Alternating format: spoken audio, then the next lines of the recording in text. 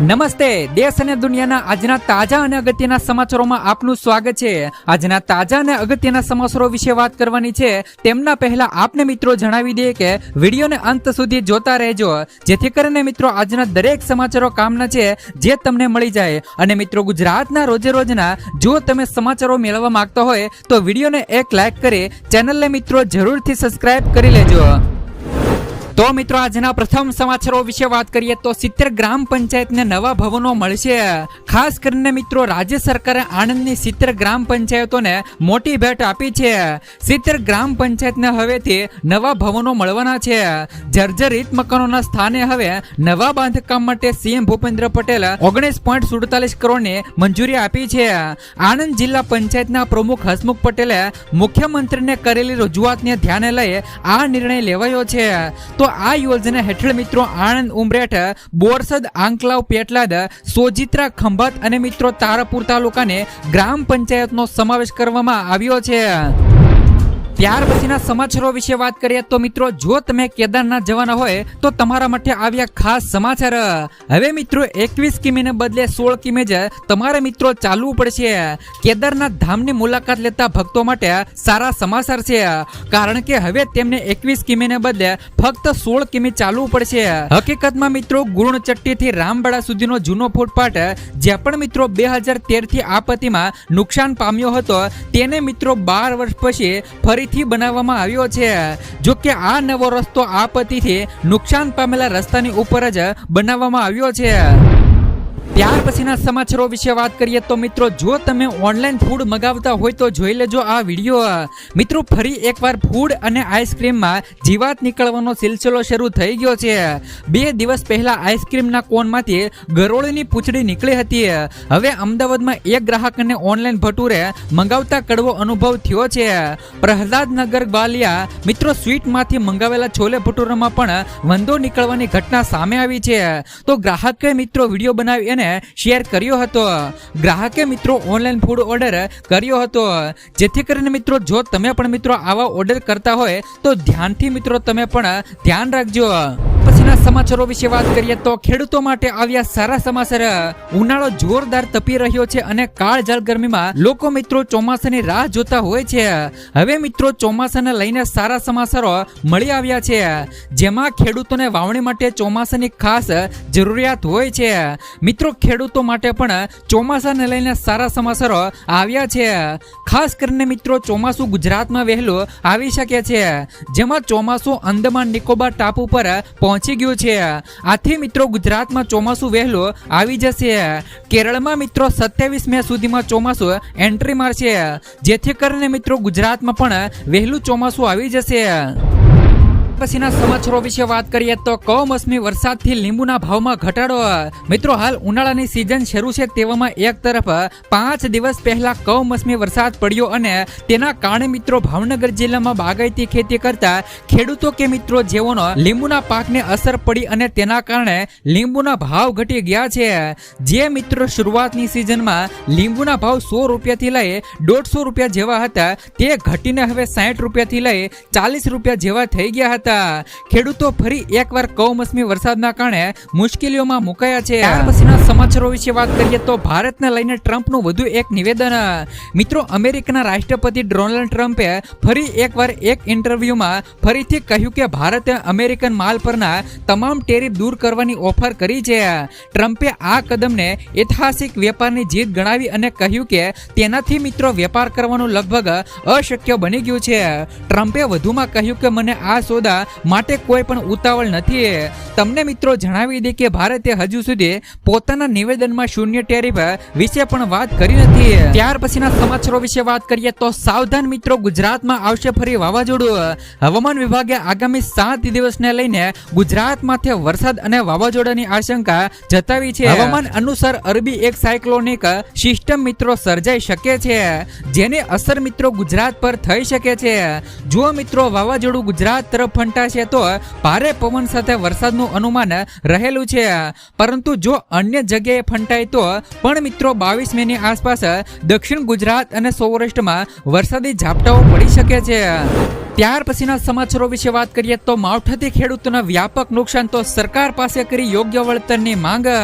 મિત્રો, કમોસમી વરસાદના કારણે આ વર્ષે બાગાયતી પાકોને ખેતીને ભારે નુકસાન થયું છે.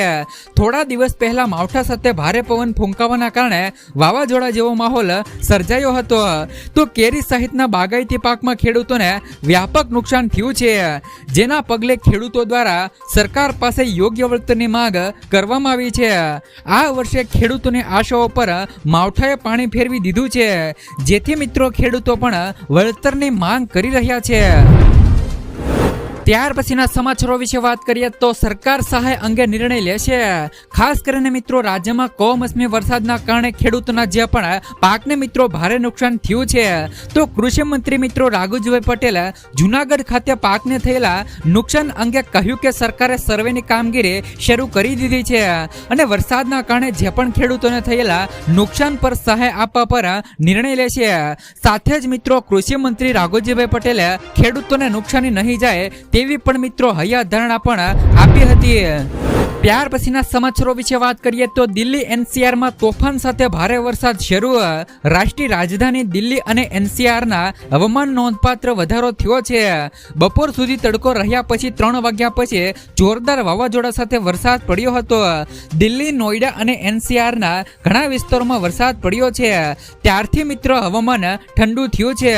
શનિવારે બપોરે 3 વાગ્યાની આસપાસ નોઈડા અને આસપાસના વિસ્તારોમાં જોરદાર વાવાઝોડું આવ્યું હતું ને આ સમયગાળા દરમિયાન વરસાદ પણ પડ્યો હતો.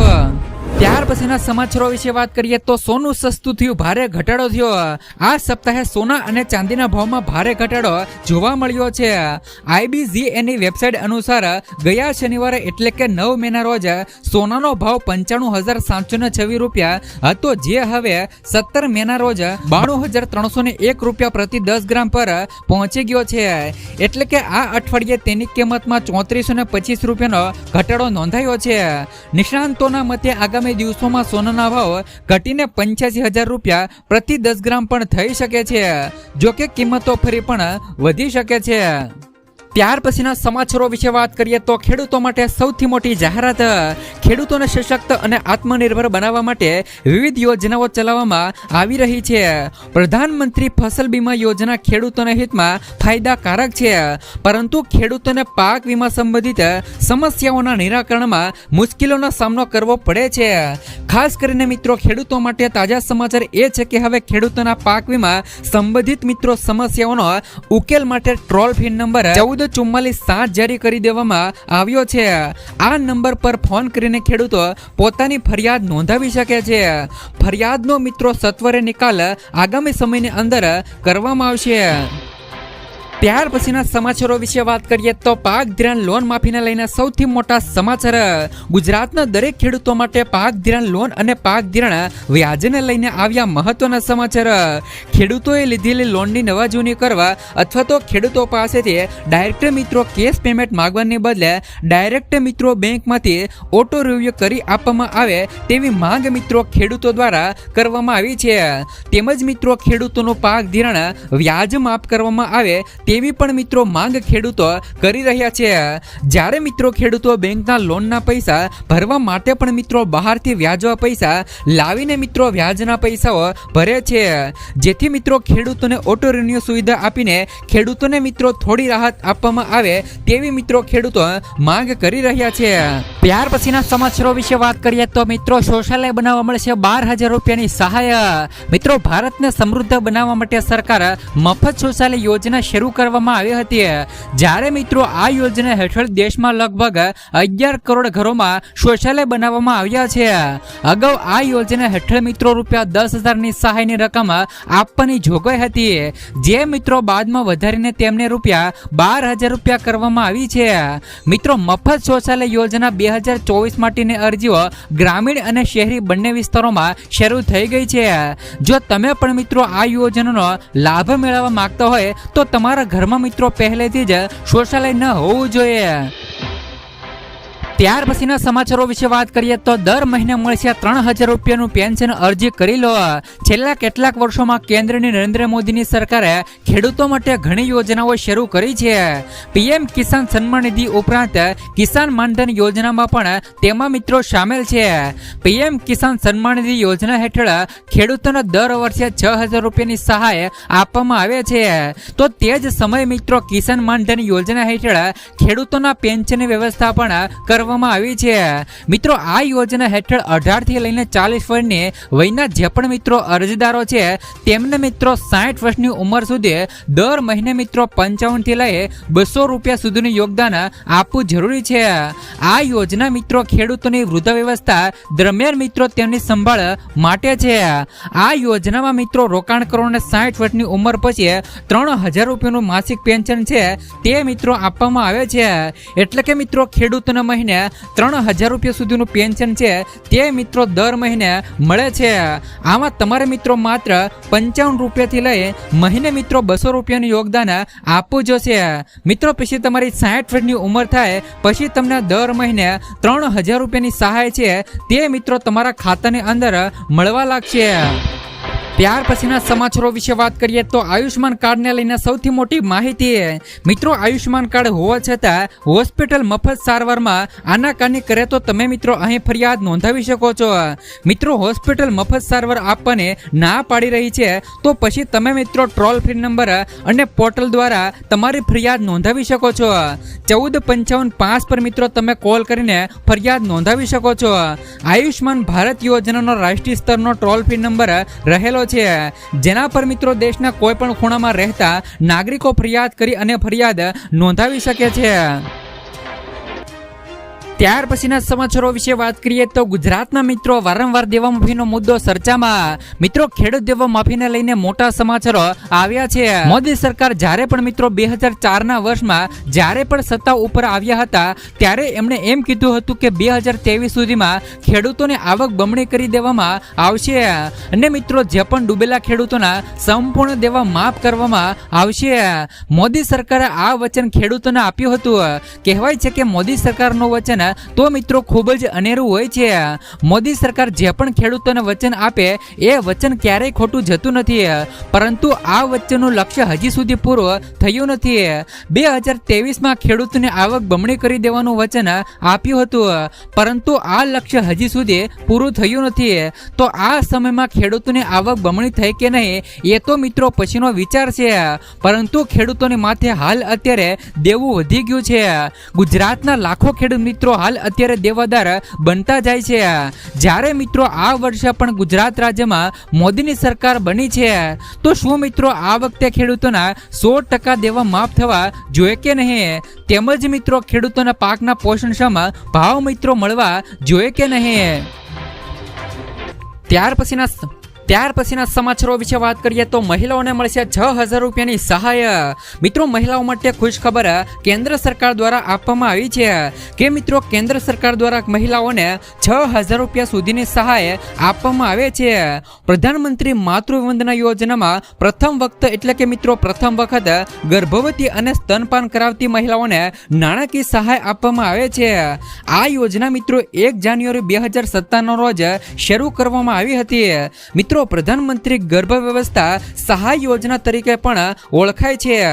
આ યોજનાનો મુખ્ય હેતુ માતા અને બાળકના બંનેની સાર સંભાળ લેવાનો છે, જેના માટે મિત્રો સરકાર તેમને 6000 રૂપિયાની આર્થિક સહાય આપે છે, જેમાં મિત્રો પ્રથમ તબક્કામાં 1000 રૂપિયા, બીજા તબક્કામાં 2000 રૂપિયા અને ત્રીજા તબક્કામાં 2000 રૂપિયા ગર્ભવતી મહિલાઓને આપવામાં આવે છે। તે જ સમયે સરકાર બાળકના જન્મ સમયે હોસ્પિટલમાં છેલ્લા 1000 રૂપિયા આપે છે। આમ મિત્રો આ યોજના હેઠળ પ્રથમ વખત સ્તનપાન ધરાવતી એટલે કે મિત્રો સ્તનપાન કરાવતી ગર્ભવતી મહિલાઓને 6000 રૂપિયાની આર્થિક સહાય ગુજરાત સરકાર દ્વારા આપવામાં આવે છે। ત્યાર પછીના સમાચારો વિશે વાત કરીએ તો ગુજરાતના ખેડૂતો માટે આવી ગઈ કામની વાત. ખેડૂતો માટે મિત્રો કેન્દ્ર સરકાર દ્વારા ટૂંક જ સમયમાં મોટો નિર્ણય લઈ શકે છે. સરકાર મિત્રો 1 કરોડ ખેડૂતોના બેંક ખાતામાં પ્રોત્સાહન રકમ જમા કરાવી શકે છે. વડાપ્રધાન નરેન્દ્ર મોદીની સરકાર ખેડૂતોના હિતમાં ઝડપથી કામ કરી રહી છે. સરકાર મિત્રો ખેડૂતોની આવક કેવી રીતે વધારવી અને અદ્યતન ઉત્પાદન કેવી રીતે વધારવું તેની સંપૂર્ણ કાળજી લઈ રહી છે. હવે ખેડૂતો માટે ટૂંક જ સમયમાં મોટો નિર્ણય લેવામાં આવી શકે છે.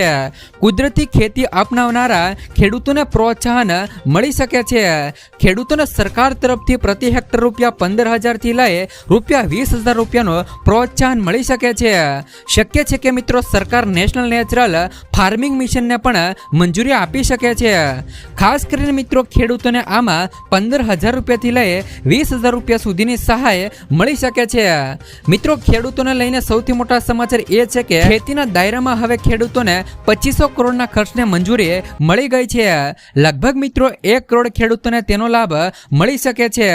આ પ્રોત્સાહક રકમ સરકાર દ્વારા ખેડૂતોના બેંક ખાતામાં સીધી જમા કરવામાં આવશે તેવું મિત્રો જાણવા હાલ અત્યારે મળી રહ્યું છે. સરકાર આ રકમ ખેડૂતોને સીધા લાભ ટ્રાન્સફર દ્વારા આપવામાં આવશે. તેના દાયરામાં મિત્રો 15,000 ગામો આવવાના છે અને નોંધનીય છે કે મિત્રો ખેડૂતોને મહત્તમ લાભ કેવી રીતે મળી શકે છે તેના પર મિત્રો સરકારનું વિશેષ ધ્યાન છે.